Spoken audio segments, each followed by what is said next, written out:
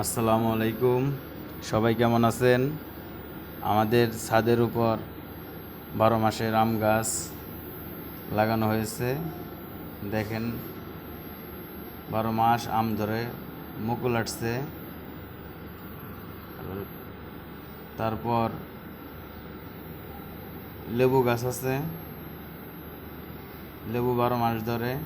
দেখতে থাকেন, অনেক সুন্দর পরিবেশ। আমের মুকুল আসছে, দেখেন এই যে লেবু গাছে লেবু ধরছে।